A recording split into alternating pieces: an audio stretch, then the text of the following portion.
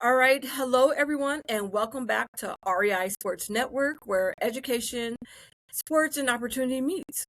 This is one that I've been excited about, kind of fun, because I geek out about like anatomy and physiology and medicine and recovery and injury prevention and just being sidelines and helping out the athlete beyond just on the court. So we are here today. We are chopping it up with Colin.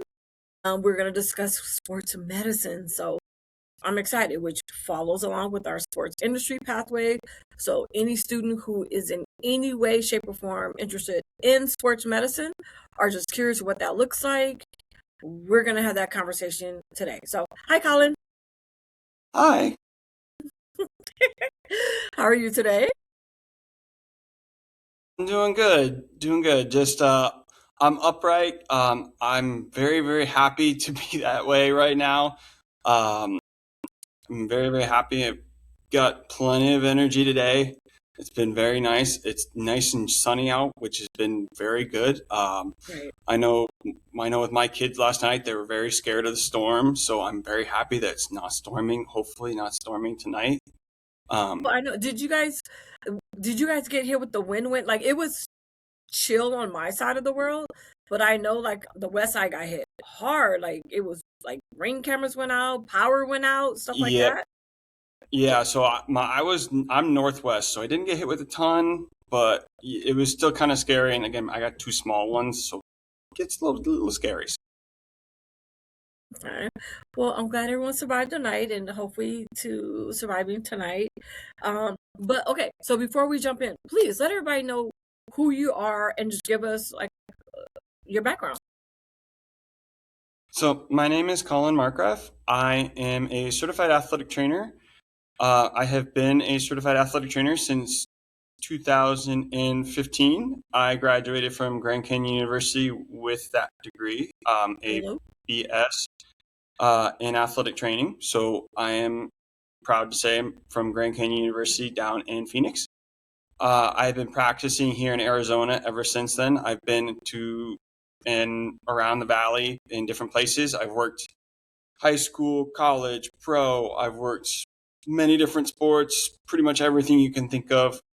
I'm currently at Tolleson Union High School as my main job. I teach sports medicine over here.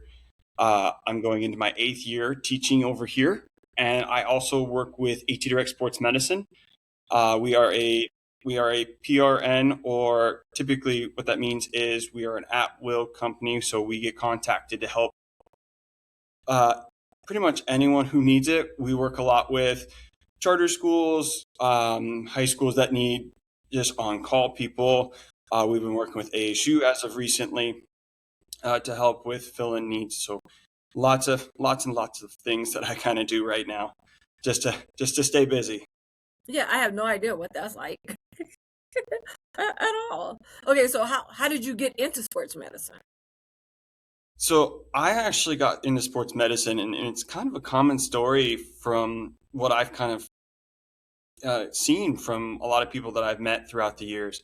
Uh, I was commonly hurt throughout my life, just hurt constantly, and between some broken bones, ankle sprains, everything like that. But what really got me in was my junior year. I ended up tearing my knee up, and um, it was in a soccer game. I got hit, contact, really, really hurt. I'm down on the ground. Someone looked at me, and I didn't know who this profession was at the time. I'm a 17-year-old kid. Okay, I didn't know who or what this profession was. This person looks at me and says, "I don't see anything wrong. You can go back in." I'm a 17-year-old kid. I don't think anything different. I'm like, cool, I'm going to go play. And not knowing, I play the rest of the game and the rest of the season, again, with the bad knee, playing hurt and everything like that. And I love my parents, I really do. We didn't think anything of it. So I go to the doctor. I talk to my dad. I'm like, "Dad, this really hurts." He's like, "Okay, we'll go get it checked." Turned out I had ACL torn, meniscus torn, and they looked at the damage to my MCL and they said your MCL was probably torn at one point and has repaired, if not was damaged at, somewhere along the line. So it was one of those things where it really made me think, how can I make sure this doesn't happen to someone else? How can I be there for someone to say, hey, look, something's wrong here. Something is damaged. Don't go back in. You need to get this looked at. I love sports more than, especially at that time. Soccer Right. was one of the most important things in my life. It was one of the things, especially after I left high school, it was one of those big holes I had to replace. So even though that was that big thing in my life, it wasn't worth all that pain. So when I left and everything like that, when I got in this realm, I really had to be that person to say, hey, look, it's not worth that pain.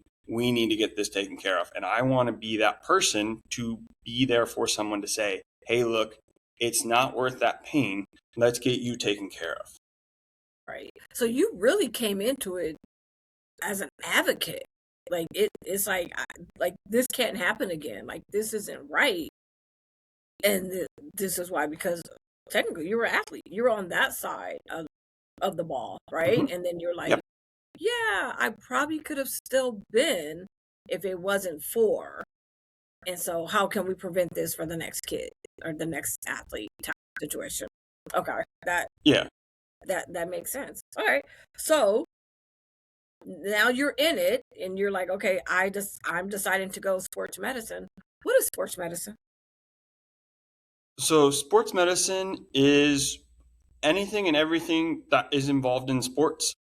But even now, we've expanded that. And that kind of term, in a way, has almost kind of become, I don't want to say irrelevant, but it's really expanded Yeah. its market, and it's expanded in a lot of different ways. So when we talk about sports medicine, and I talk about this a lot in my class, there's so much more than sports. Sports is kind of like the tip of the iceberg when you really look at just what can you do with all of this knowledge, with all of this information, and with all of the amount of areas that you can really affect.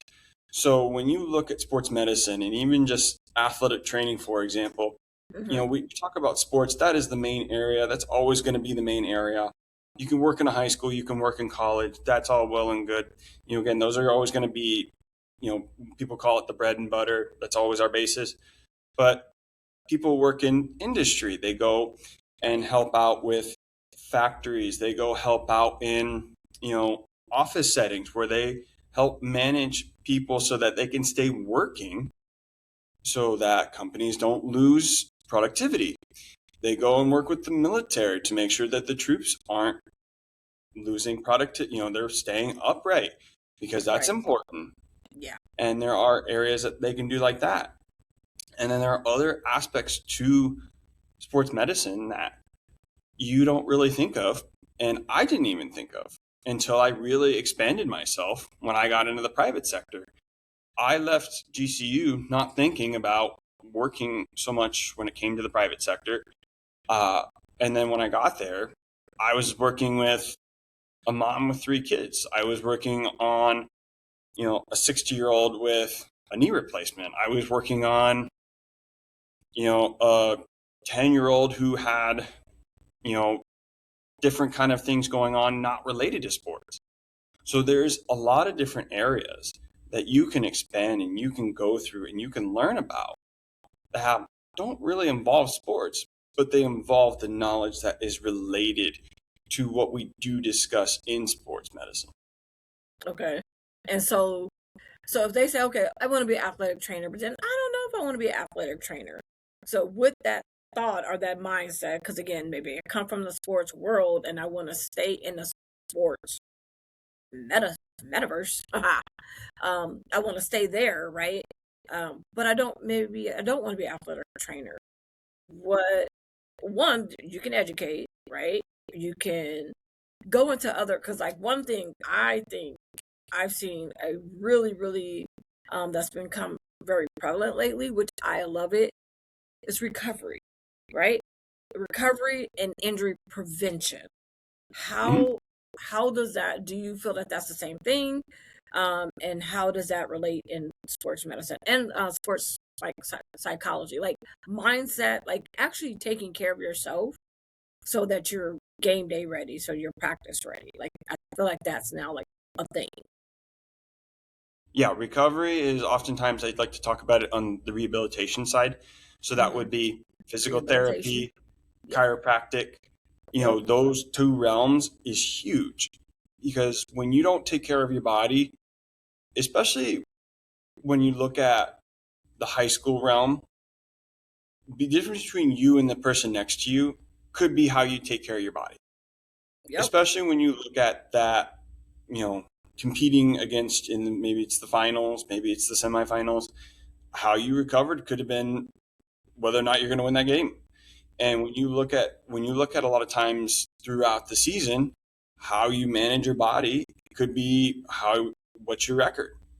And a lot of times when you look at these recovery rooms and when you look at what's going on, there's a lot of benefit to them. And I always say use the benefits that you have and use them smartly.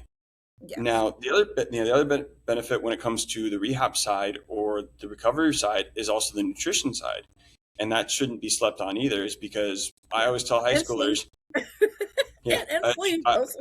But yeah, sleep's a good one too. I always tell the high schoolers, I'm like, what you put in your body. I mean, you think you it's are not going to affect you.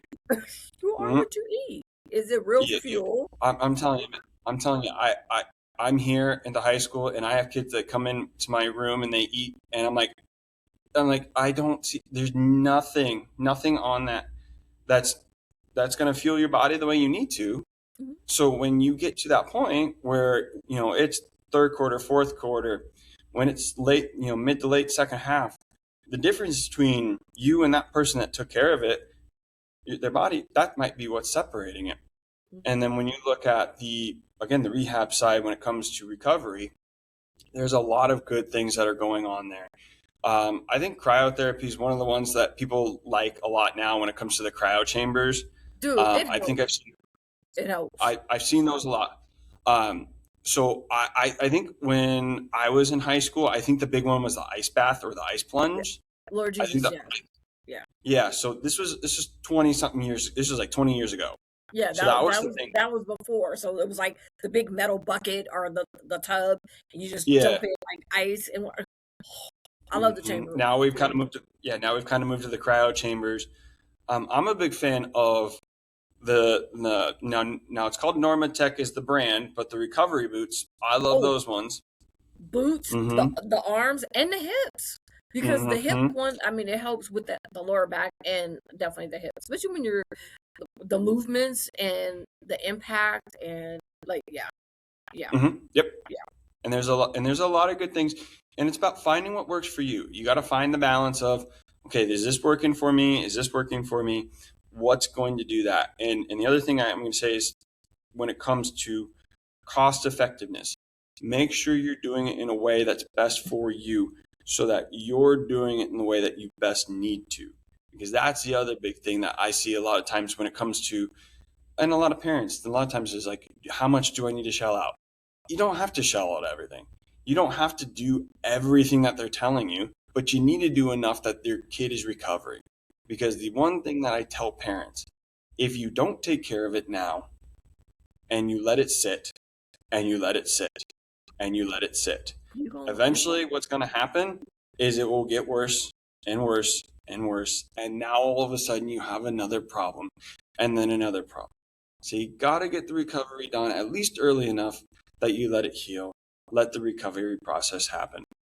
Let that healing process happen. And that's one of the things I do teach in my classes is that healing process. You got to let that process happen and let it happen properly. Otherwise, you're going to have a whole lot more problems. and completely heal. Like don't be like, okay, I think I feel better. And it's like, well, it's still torn. So as soon as you go do something, guess what? It's gonna reopen, rehash, be worse, grind, like whatever the case may be. Like just just chill.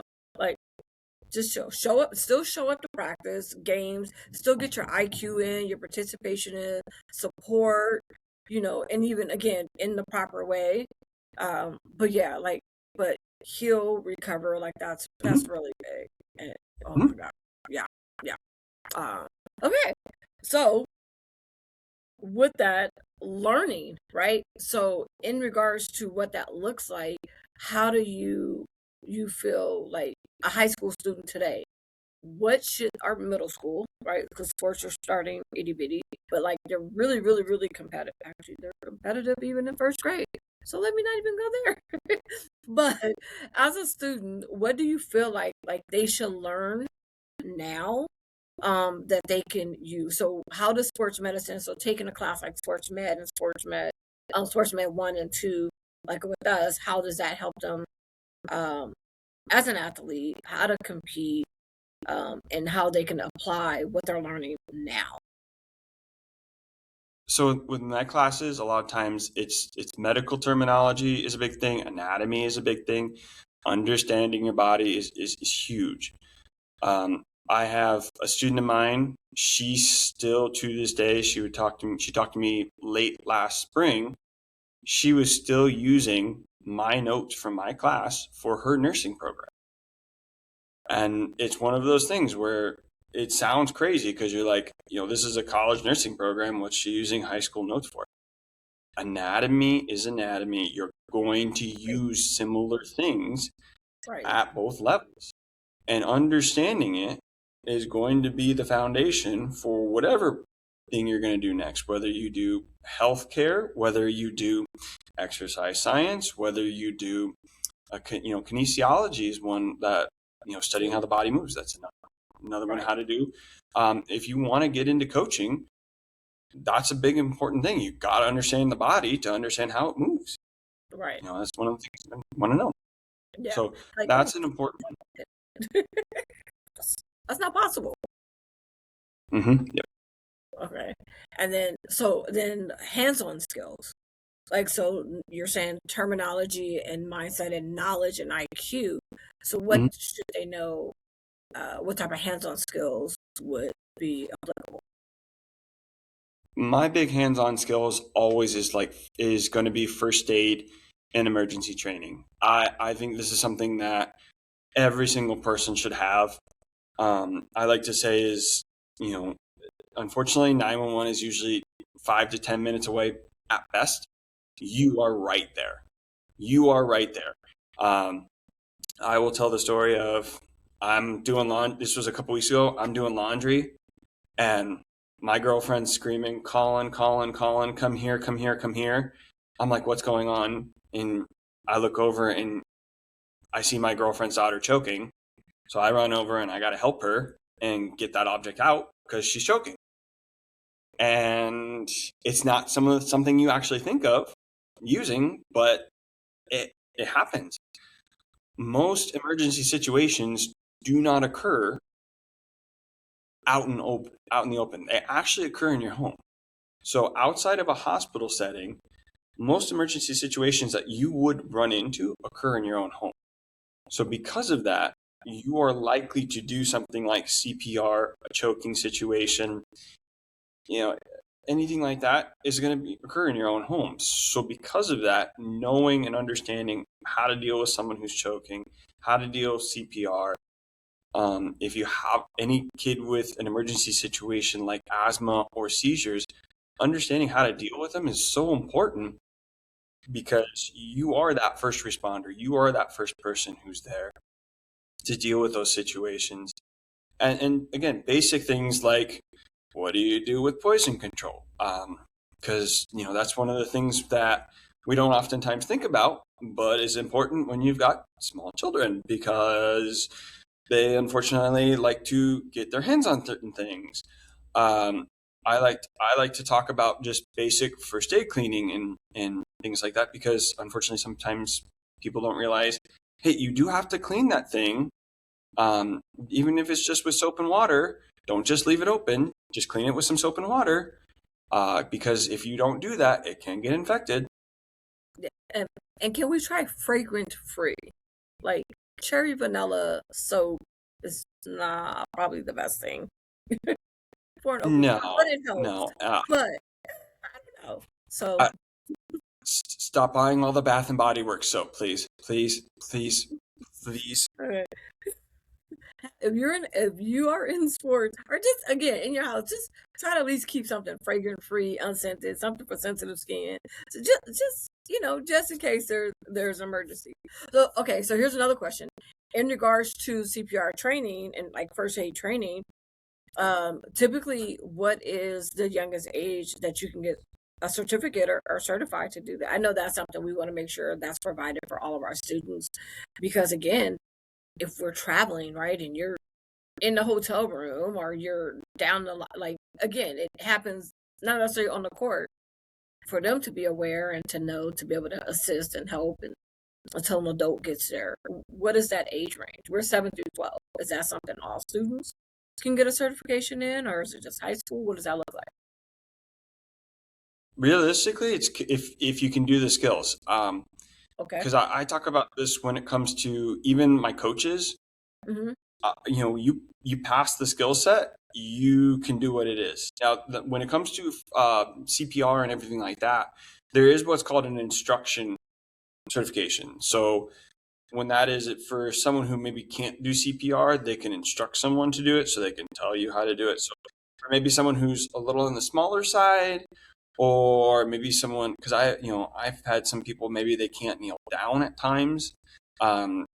If I got someone who's got like a bilateral knee replacement and they can't kneel, you can't do CPR. Like that's just, again, I'm gonna have to like write that as you can't do CPR because you can't kneel. Like if you can't kneel, you can't do CPR. I can't have you doing that. Or So you're not in strong those enough situations, to do it right, or and something. that's it. But Right and correct. And you have to be able to be strong enough to do it. So if you're not strong enough to do it, if you can function, as long as you can do it, as long as I feel like you can perform this and perform this adequately, you can pass it. So if you are, again, you're 7th, 8th grade, and you can do the skills, there's no reason why you can't have the card. It again just goes back to when I test you for that kind of thing. As long as you are able to perform the skills, that's all it is. A lot of times, that's all we really look for is, can you perform the skills? That's every CPR instructor will look at that, because really that's all it is. We're not doing this to confuse anyone. I've always talked to with our instructors is we're not doing this. We're not pop quiz people. We're not doing this to confuse anyone. We're not trying to make this hard. We're not trying to make this difficult. We want you to know this. We want you to understand this, because at the end of the day, if you know this and you understand this and you do this correctly, you're likely to save the person. That's what and that's what we want. Yeah. Yeah. Okay. So now high school level. So we've talked about them being able to take Sports Med 1, Sports Med 2, get an understanding, awareness, background, able to get certifications, hands-on. So with the hands-on, what are opportunities? Because I know you and I, we discussed the fellowship program. So it's like, okay, I really like this. I want to take this to the next level. What would the next level look like? Is there shadowing? Is there internships? What are something that you've already done, and something that that's something that's possible to happen? Yeah, so as far as shadowing time, what we're looking to do is shadow not just athletic trainers, but get other opportunities as well. With you guys being in the East Side, my hope is to get you guys time with, can we get you in with physical therapists? Can we get you in potentially with chiropractors? Get you in to shadow and observe other professions as well.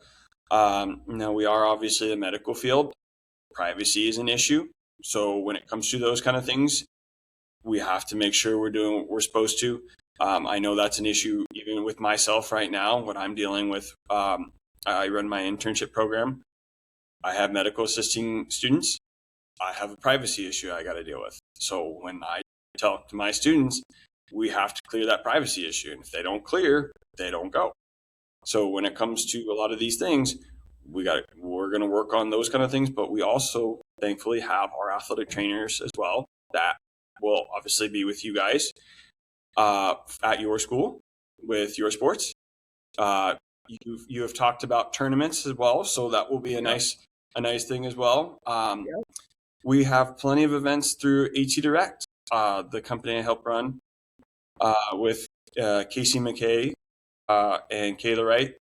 They we have plenty of events there as well. We deal with a lot of soccer stuff, but a lot of different sports. So we have a lot of different events there. Good. So they have plenty of opportunities to deal with. And the nice part with that too is we can send them to different athletic trainers and get different perspectives on the profession. What I love is that no athletic trainer is the same. So my Right. perspective is going to be different than Kayla's because we are two different people. We come from two different backgrounds. So if I have you for a day and she has you for a day, it's going to be two different perspectives, and those are always valuable. Okay, so talking about perspective, what do you feel, or what can you share about what, in your experience, the difference between sideline and training room? Sideline is very much fast paced. It's especially with football. You're very, very attentive. Go, go, go. There's not a whole lot of sit back and chit chat, anything like that. It's very much triage, deal with first aid, tape, deal with whatever's there. Whereas when you are in the athletic training room, it is more similar to a clinic style. They come in, they sign in, they check in, we talk to them. We're more relaxed state. Hey, how's it going? What's going on? Where are you hurting? Let's go through this eval. Hey, let's do this rehab process. Hey, this is what we're doing. Go, that kind of thing. And again, the nice part is I have background in clinic setting where I worked for physical therapists and chiropractors. So it's very similar in that setting of you get more one-on-one time in a way, which I think is very important to develop that relationship. Because I think as athletic trainers, it's very lost. And I will tell you, it's especially as someone who I don't do that anymore. I don't work in ATRs anymore. I'm specifically PRN.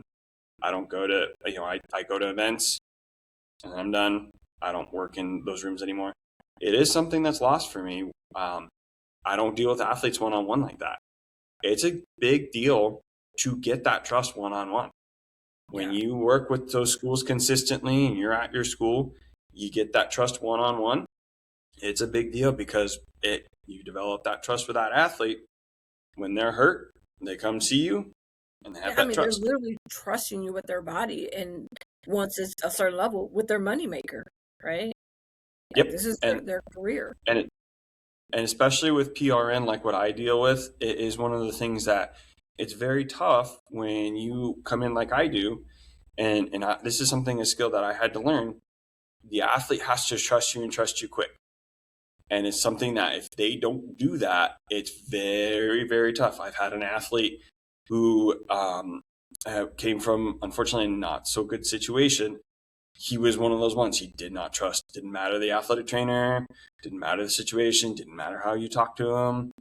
Coaches came up and talked to me. He's like, "Listen, this is a situation." I'm like, "Listen, I'm not gonna try and do anything wrong. You help me with him. We're gonna get through this situation." And thankfully, we were able to get through the situation.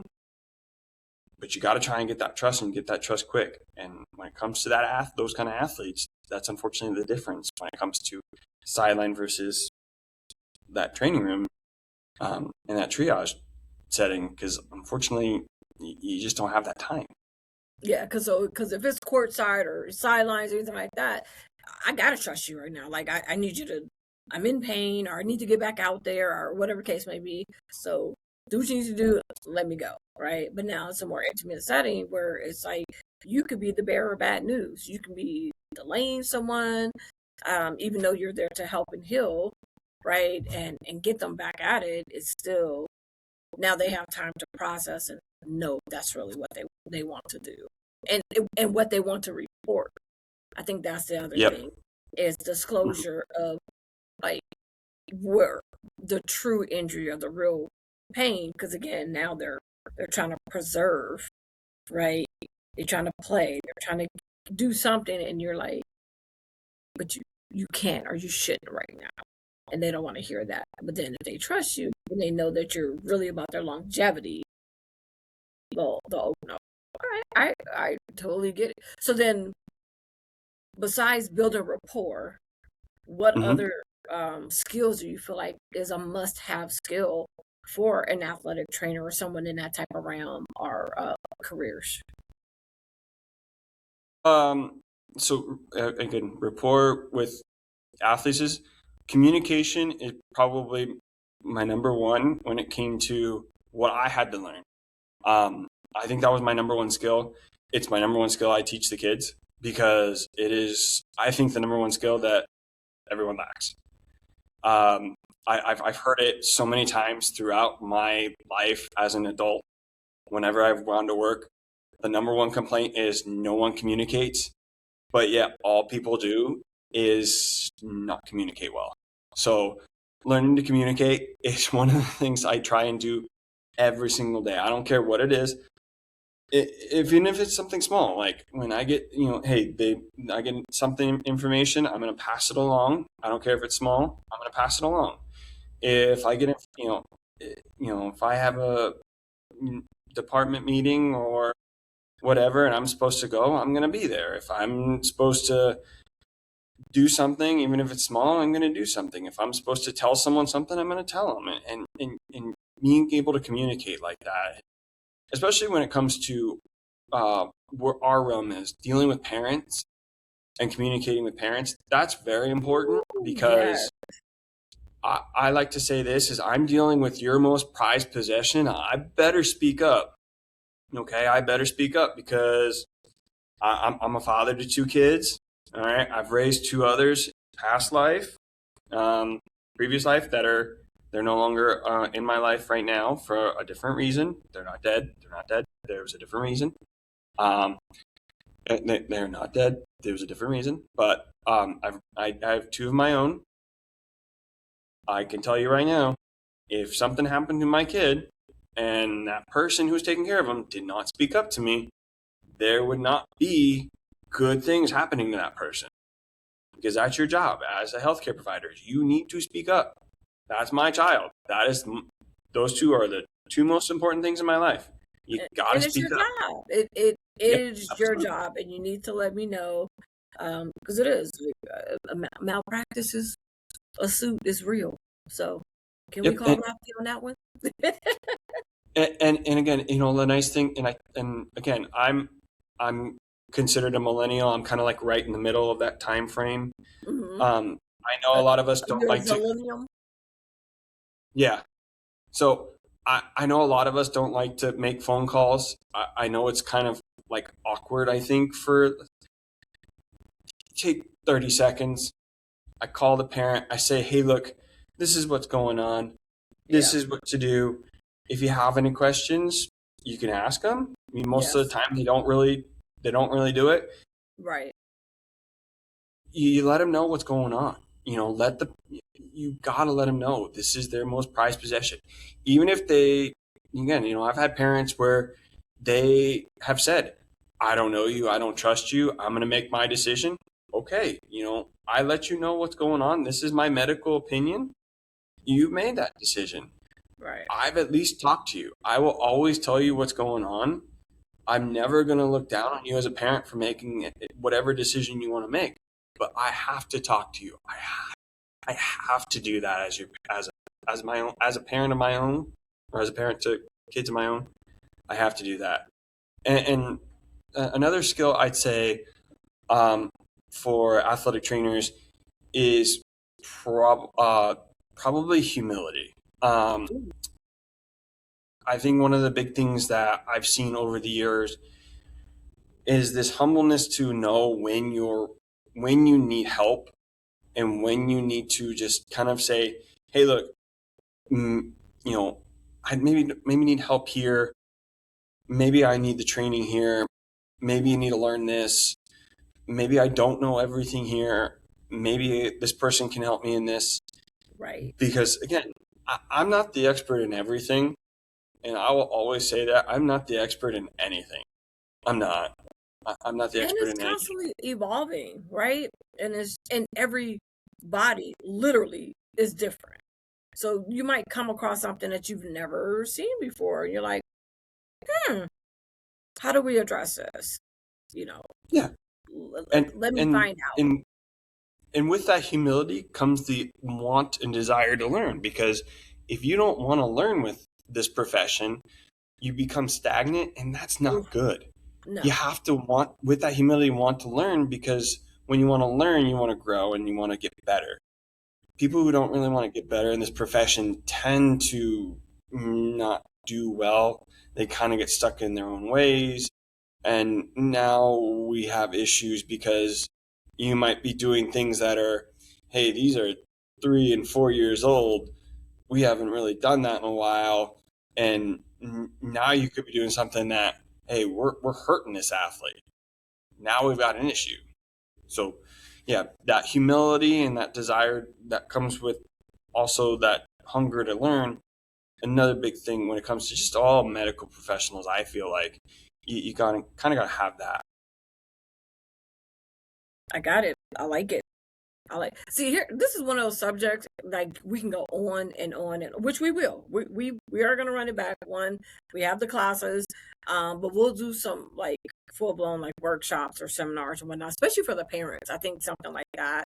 There'll can be some trainings that we want to offer, even just the community. Like we are beyond the the scope of just REI prep. Like this world and this industry is way too big to gatekeep anything, right? So we definitely want to share. Um, I know that you have to get ready to get back to class. So before you go, your favorite sport that you like to work with? It's kind of weird because we're in Arizona, uh, but Hockey. hockey is probably still one of my favorites. This was my second year out. I worked with a junior hockey team. Huh? It's Okay. still probably one of my favorite times, even though we won one game all year. We won one game all year. It was still one of my favorite times. Participated. Oh yeah, it was still one of my favorite times. I didn't start really watch. I kind of watched hockey a little bit as a kid, Hmm. and then I don't know why I started, but it was right around 2012, kind of when I started getting into the profession. I started watching it more, and then I just got more and more involved in it. Uh-huh. And then with my now ex-wife, or my with my ex-wife, we used to go to games quite a bit.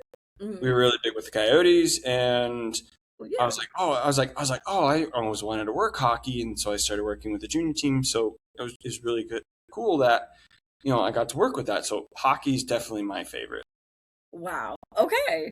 I did not expect that. Um, what is um what is your favorite part about being an athletic trainer? Like what's your favorite part of the job?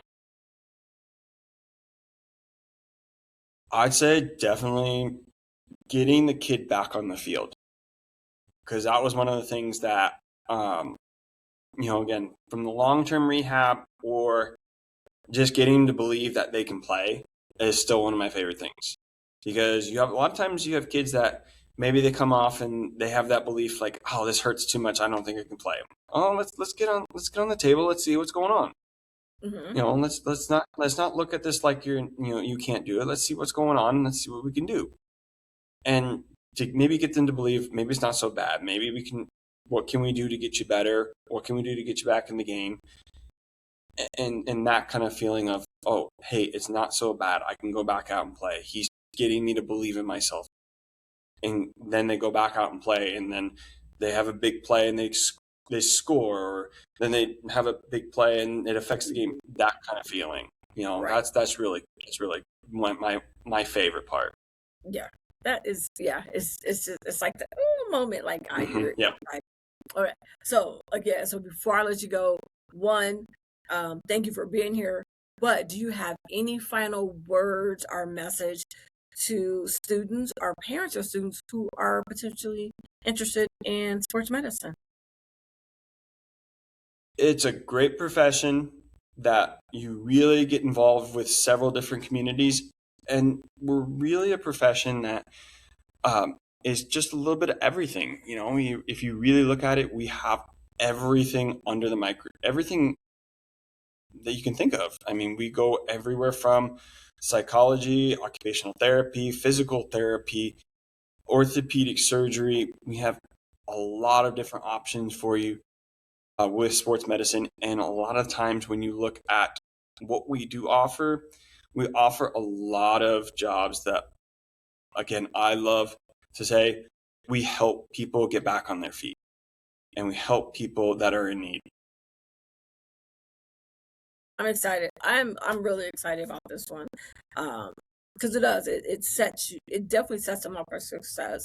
So to be able to get this type of access in a middle school and high school setting before going to college, like you said, you have a student who uses her notes now. So this is great. So we are gonna run this back, but in the meantime, you guys, thank you for joining us here on REI Sports Network. Again, we're sports, opportunity, education meets. Welcome to the run. Have a great day, and we'll see you soon. Thank you. Bye, you guys.